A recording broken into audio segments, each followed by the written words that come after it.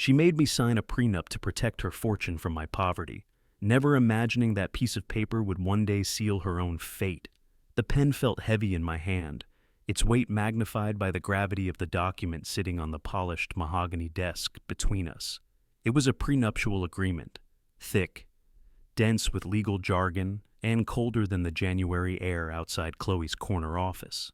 She looked at me from across the desk, her expression a careful blend of encouragement and corporate resolve. This was the same look she used to close multi-million-dollar deals, and now she was using it on me. "It's just a formality, Alex," she said, her voice smooth and reasonable. "A smart one. We're both adults with assets. It's just about protecting what we've each built. It protects you just as much as it protects me." I looked at my side of the ledger. My assets consisted of a 10-year-old pickup truck, a collection of high-end woodworking tools that were my entire livelihood, and about $7,000 in savings I'd scraped together. On her side, a rapidly growing stock portfolio, a 401k that was already fat and happy, and the promise of a junior partnership at her law firm before she turned 30. The comparison was laughable. I wasn't being protected, I was being quarantined. But I was hopelessly in love with her.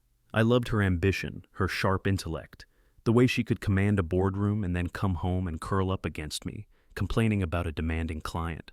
I was the quiet, creative type, a furniture maker who found peace in the smell of sawdust and the grain of cherry wood. She was a supernova, and I was just happy to be in her orbit. So when she told me this was a non-negotiable part of our future, I believed her. I told myself it wasn't a lack of faith in us, but a testament to her pragmatism. Quote, _3___, I said, my voice barely a whisper. Quote, _4, quote, _5, she smiled, but it didn't quite reach her eyes. That's why this is easy. The main clause is simple. What's mine is mine, what's yours is yours. That applies to everything we came in with, and any future gifts or inheritances. Clean, simple, no gray areas. Inheritances. The word just hung there in the air. I thought of my grandfather, a reclusive and eccentric man I'd met only a handful of times as a child. My parents always spoke of him in hushed tones, mentioning a significant family trust that he had built from nothing. It was always treated like a myth, a fairy tale. The official story was that the money was locked down tight and wouldn't be accessible to anyone until after his death, and even then, there were complex conditions. For my entire life, it was nothing more than a distant rumor, a lottery ticket I never expected to cash. I was a woodworker. I made my living with my hands. That was my reality. So, when Chloe mentioned inheritances, my mind didn't even go there. I just nodded, thinking of the $500 my aunt once gave me for my birthday. So I picked up the pen. I ignored the tight knot forming in my stomach, the little voice screaming that a marriage starting with a business contract was a marriage built on a faulty foundation. I signed my name on the dotted line. Chloe's smile finally reached her eyes. She leaned across the desk, took the document, and sealed it in an envelope with a crisp, final tap. The deal was closed. Our wedding was beautiful, a small, elegant affair that was more her style than mine, but seeing her walk down the aisle made all my doubts evaporate. The first year of our marriage was a blur of domestic bliss. I'd come home smelling of wood stain, and she'd come home smelling of expensive perfume and ambition. We were different, but we worked, or so I thought. The cracks started to show in subtle ways. When we discussed buying a house, she presented me with a spreadsheet detailing how much more of the down payment she would be contributing and how that would be reflected in the title. When my old truck finally gave out, she suggested I take out a business loan rather than dip into our joint savings account, which she funded at a rate of 10-1. Everything was compartmentalized, her money and my money. Our life together was a meticulously managed joint venture. The romance was still there, but it was becoming increasingly clear that it existed on a separate balance sheet from our finances. The real moment of clarity, the one that felt like a bucket of ice water to the face, came about 18 months after our wedding. My business had hit a rough patch. A big commission fell through, and the cost of lumber was skyrocketing. I was stressed, working late hours just to break even. One evening, my main bandsaw, the heart of my workshop, broke down. The repair was going to cost nearly $6,000, money I simply didn't have. That same week, Chloe closed the biggest case of her career. Her firm awarded her a staggering bonus. I wasn't sure of the exact number, but from her celebratory mood, I knew it was life-changing. I was thrilled for her, genuinely.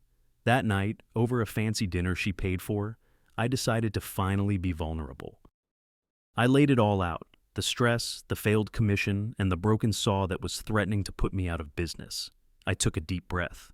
So, I was hoping maybe we could use a small part of your bonus to cover the repair. I can pay it back, of course, as soon as I get the Johnson cabinet order finished. It would be a loan just to get me through this. Chloe stopped swirling the wine in her glass. She set it down carefully and looked at me, her face unreadable. There was no sympathy, no immediate, "of course, darling." There was just assessment, a quiet calculation. "Alex," she began, her tone measured and calm. "We talked about this. Your workshop, your business, that's your asset. It falls under your side of the agreement." She paused, letting the words sink in. "My bonus is my income. It's separate." My fork clattered onto my plate. I stared at her, my mind reeling. "Separate? Chloe, we're married. My business is failing. This isn't about assets on a piece of paper. This is about us, about helping each other." She sighed, a little puff of frustration. "Don't be so dramatic. It's about being smart and sticking to the terms we both agreed on. Mixing these things is how things get messy." She then took a sip of wine and smiled, as if changing the subject to something more pleasant. "Besides, I've already allocated the bonus. I put a down payment on something special today." My heart hammered against my ribs. I felt a cold dread creep up my spine, a dread that had nothing to do with my broken saw. "Something special? What did you buy?" She beamed, a genuine radiant smile that I hadn't seen in months. It was the smile of a winner. Quote 18, __. She looked at me, expecting me to be happy for her, for *us*. But all I could see was the prenup, no longer a piece of paper, but a towering wall between us. And I was on the wrong side of it. It was in that exact moment, staring at her triumphant face while my own world was crumbling, that my phone vibrated in my pocket. It was a number I didn't recognize, from a law firm I'd never heard of. I ignored it, but it immediately buzzed again. Annoyed, I glanced at the screen. A text message from the same number. It was just 5 words. 5 words that would detonate the entire foundation of my life, and Chloe's. Quote 19 __. I numbly excused myself from the table, mumbling something about a supplier issue that couldn't wait. My legs felt like they were moving through wet cement. Chloe barely looked up, already scrolling through listings of boat docks on her phone, a small, satisfied smile playing on her lips. She was in her own world, a world where she was the sole proprietress of our future. The frigid night air hit me like a physical blow as I stepped outside the restaurant. I leaned against the cold brick wall, my breath pluming in front of me, and stared at the text again. "Call us regarding your grandfather's estate." My grandfather, Arthur Vance, a man who was more of a ghost than a relative. He'd passed away 3 months ago, and I'd received a brief, impersonal email informing me of the fact. I hadn't even been invited to a funeral. I assumed his affairs were as private and locked down in death as they had been in life. With a trembling finger, I dialed the number. A calm, professional voice answered on the first ring. Quote 21 quote _22 I stammered, my voice sounding thin and foreign. Quote 23 There was a rustle of papers. Quote 24 He paused. Quote 25 My heart began to pound a slow, heavy rhythm against my ribs. Quote 26 The silence on the other end of the line was deafening. I could hear the distant city traffic, the clink of glasses from inside the restaurant, every sound magnified in the tense quiet. Quote 27 The lawyer finally said, his tone carefully neutral. quote underscore 28 underscore underscore. He cleared his throat. Underscore underscore quote underscore 29 underscore underscore. I leaned my head back against the brick, the cold seeping into my skull. Underscore underscore quote underscore 30 underscore underscore. I was picturing enough to fix my saw, maybe pay off the loan on my truck, a life-changing $10,000 or $20,000. The lawyer's next words didn't compute at first. The number was so vast, so absurd, that my brain simply refused to process it. The current valuation, after all taxes and fees, is $102,471,000 and change. I actually laughed. A short, sharp, hysterical bark of a laugh. That's a good one? Who is this really? Is this one of Chloe's colleagues playing a prank? I can assure you, Mr. Vance, this is no prank, the lawyer said, his voice unwavering.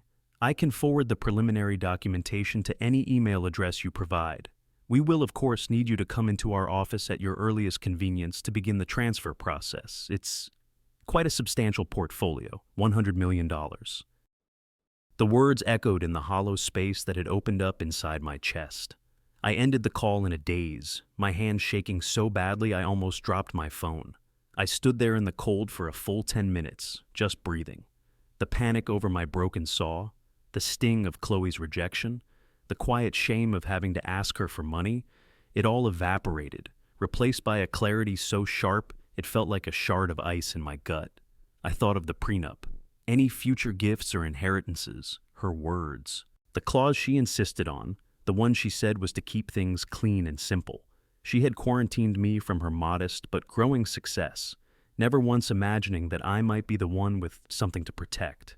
She saw me as a simple woodworker, a charming but financially insignificant accessory to her high-powered life. She had no idea. She had absolutely no idea. When I walked back into the restaurant, everything was different. The golden light seemed artificial. The hushed conversations of the other diners sounded like a dull roar. Chloe looked up from her phone, a flicker of annoyance in her eyes. "Everything okay? Your risotto is getting cold." "Everything is fine," I said, my voice eerily calm. I picked up my wineglass and took a long, slow sip, looking her directly in the eye. A strange sense of power settled over me. It wasn't just about the money. It was about the knowledge. I had a secret that reframed our entire reality, and she was sitting on the other side of the table, blissfully unaware, dreaming of what color to paint, her new lake house. The rest of the dinner passed in a blur.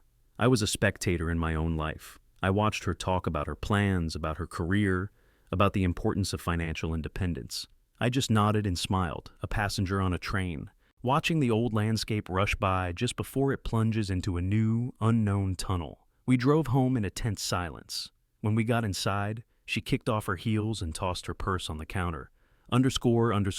Quote 39 she said, finally addressing the elephant in the room.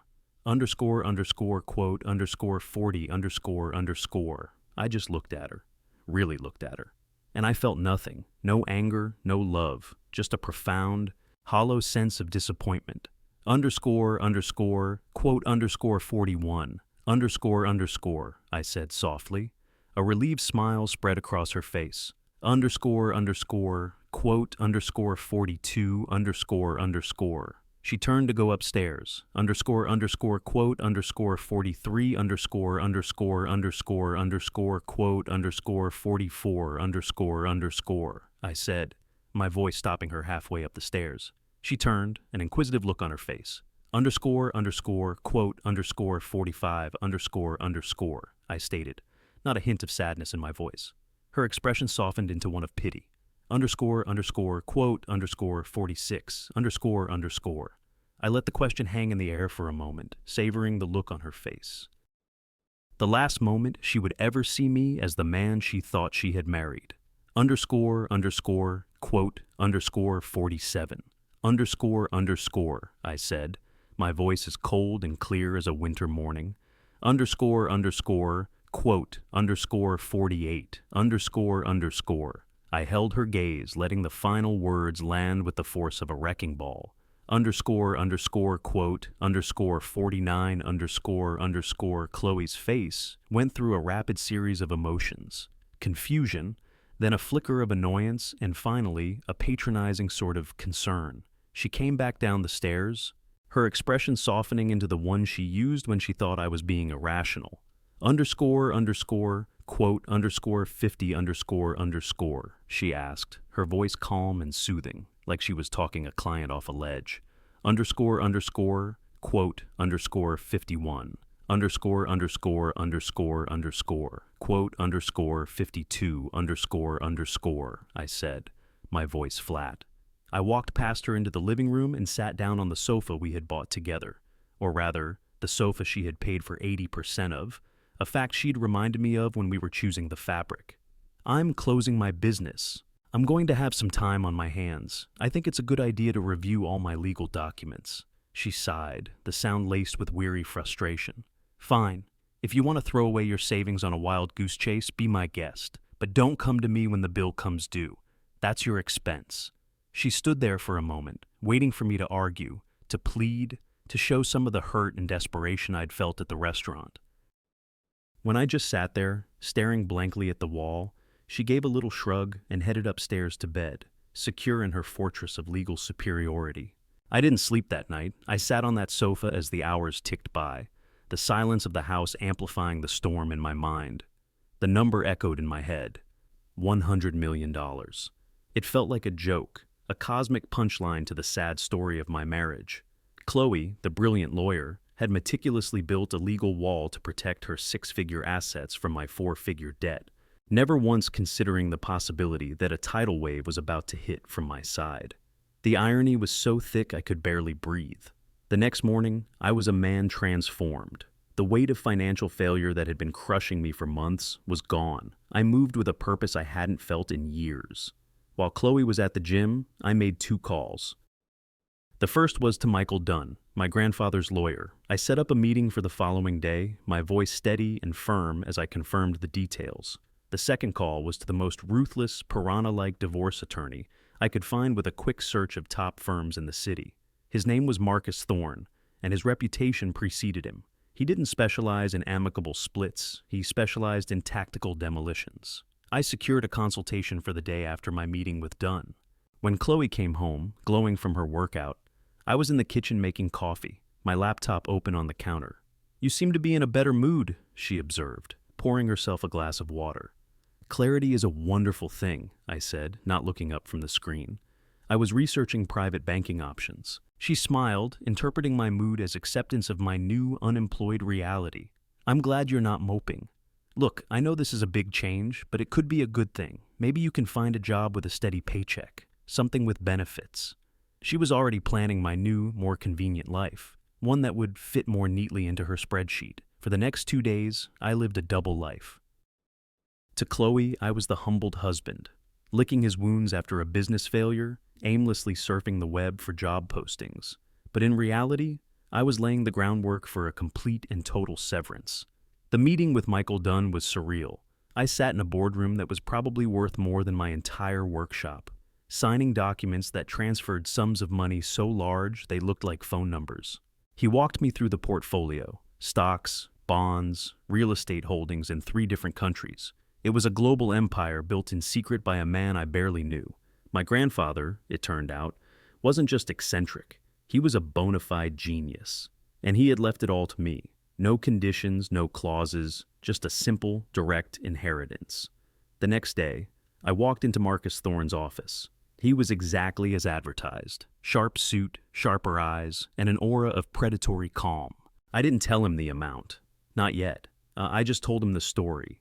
I told him about the prenup Chloe insisted on, the clause about inheritances, her refusal to help with my business, and her purchase of the lake house, in her name only, with her bonus.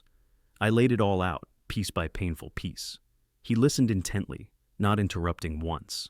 When I finished, he leaned back in his leather chair and steepled his fingers. Quote, 58. Quote, 59, I confirmed. A slow smile spread across his face. It was not a friendly smile. Quote, 60, quote, 61, I asked.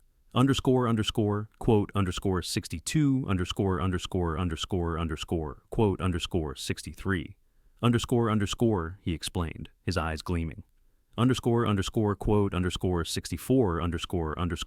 Quote, 64, quote, 65, I said. Quote, 66, quote, 67, I answered. Quote, 68, he asked, the smile widening. My blood ran cold. Quote, 69, Marcus Thorne leaned forward, his voice dropping to a conspiratorial whisper. Quote, 70, the floor fell out from under me. Quote, 71, quote, 72, Thorne said, pointing a finger at me, quote, 73, he paused, letting the terrifying implication sink in. Quote, 74, I felt sick. Chloe, the victim, it was insane. She was the one who had pushed for this, who had insulated herself from my financial struggles. Quote, 75, I asked, my voice hoarse. Thorne's predatory smile returned. Quote, 76, he said, tapping a pen on his desk for emphasis, quote, 77, the plan was diabolical. It required a level of patience and emotional detachment I wasn't sure I possessed, but the cold fury simmering beneath my shock was a powerful motivator. For the next 2 weeks, I played the part of the defeated husband. I let Chloe see me looking at job listings for warehouse managers and delivery drivers. I talked about selling my tools to make ends meet. Every word was a carefully placed piece of bait, and she took it every time, her sympathy barely masking a triumphant condescension. Her demeanor toward me shifted. She became overly affectionate, making my favorite meals, suggesting we take a weekend trip to her new lake house, of course. She saw me as neutered, my failed business a testament to her superior judgment. She thought she had won, that I had finally accepted my place as the junior partner in our marriage. Little did she know, she was sweet-talking a ghost. The day she was served with the divorce papers was the day the real Chloe came out. I wasn't home. On Thorne's advice, I was staying in a hotel suite overlooking the city, a suite that cost more per night than my workshop used to make in a week. My phone blew up with a string of texts that started with confused questions and quickly escalated into pure, undiluted rage. Her legal response was swift and brutal, just as Thorne had predicted. Her petition to the court was a masterpiece of fiction. It painted me as a manipulative fraud, a man who had entered into a marriage under false pretenses, concealing a vast family fortune while pretending to be a humble craftsman. She claimed emotional distress, asserting that my deception had robbed her of the chance to build a true partnership. She wasn't just asking to invalidate the prenup. She was demanding half of the inheritance, plus punitive damages. She was trying to publicly crucify me. The preliminary hearing was held in a sterile, intimidating courtroom. Chloe sat beside her lawyer, a senior partner from her firm, looking poised and wronged. She wouldn't look at me. I sat with Marcus Thorne, my heart pounding a nervous rhythm against my ribs. Chloe's lawyer was smug. He laid out their case with dramatic flair, presenting my quote, 79, life as an elaborate, long con, quote, 80, he thundered, quote, 81, The judge, a stern-faced woman in her 60s, looked over at me, her expression unreadable. For a moment, a sliver of doubt crept in. What if she believed them? What if this all backfired? Then it was Thorne's turn. He stood up, calm and collected. He didn't raise his voice. He simply walked to the podium and placed a single slim file on it. "Your Honor," he began, his voice filling the quiet room, "the plaintiff's entire case rests on the assertion that my client, Mr. Vance, had a tangible, disclosable asset at the time of the signing of the prenuptial agreement. They claim he knew about this inheritance and deliberately hid it. He looked over at Chloe and her lawyer, but they have provided no evidence of this knowledge. No emails, no letters, no testimony, nothing but speculation. My client knew of a family rumor, a fairy tale, as so nothing more. He disclosed his reality. He then turned back to the judge. However, the plaintiff, Miss Daniels, as an experienced attorney, should be familiar with the intricacies of trust and estate law. She, of all people, should know that a potential inheritance is not a legal asset until it is realized, but her oversight is even more egregious than that. Thorne opened the file. This is a copy of the final codicil to Mr. Arthur Vance's last will and testament, dated just 6 months before his passing, long after my client was married. He slid a document onto the projector. The dense legal text filled the screen. I draw your attention to Article 4, Section B. He read the words aloud, slowly and clearly. Should my grandson, Alexander Vance, be married at the time of my death, I hereby bequeath my entire estate not to him directly, but to a newly formed irrevocable trust to be named the Vance Legacy Trust. The sole beneficiary of said trust is to be Alexander Vance. However, the assets of the trust are not to be considered personal property or an inheritance in the traditional sense, and may not be assigned, alienated, or attached by any third party, including and explicitly not limited to a spouse in any martial or divorce proceeding. A collective gasp went through Chloe's side of the room. Her lawyer snatched the document from the podium, his face turning pale as he read it. Thorne continued, his voice dripping with ice. Quote, 89, He turned to face Chloe directly. Quote, 90, The silence in the courtroom was absolute. Chloe stared at the document on the screen, her face a mask of disbelief and horror. The foundation of her world, her entire legal strategy, had just been vaporized by a single paragraph, written by a dead man. She had built her own prison and handed me the key. All her scheming, her condescension, her cold, calculated dismissal of me as her partner, it had all led to this. She had outsmarted herself into oblivion. The judge looked from the document to Chloe, then to me. A flicker of something, maybe understanding, maybe even grim satisfaction, crossed her face before she banged her gavel. Quote, 91, it was over. Just like that. I walked out of that courtroom, a free man. I didn't look back at Chloe. I didn't need to. I had already seen everything I needed to see in her eyes. The shattering realization that in her desperate attempt to protect her small hill of money, she had lost her claim to a mountain of gold. She hadn't just lost a husband or a divorce case. She had lost everything she valued: control, superiority, and the financial upper hand. I went home, not to the house we shared, but to a new life, one built not on legal clauses and balance sheets, but on the quiet, simple freedom of knowing my own worth. And that was an inheritance no prenup could ever touch.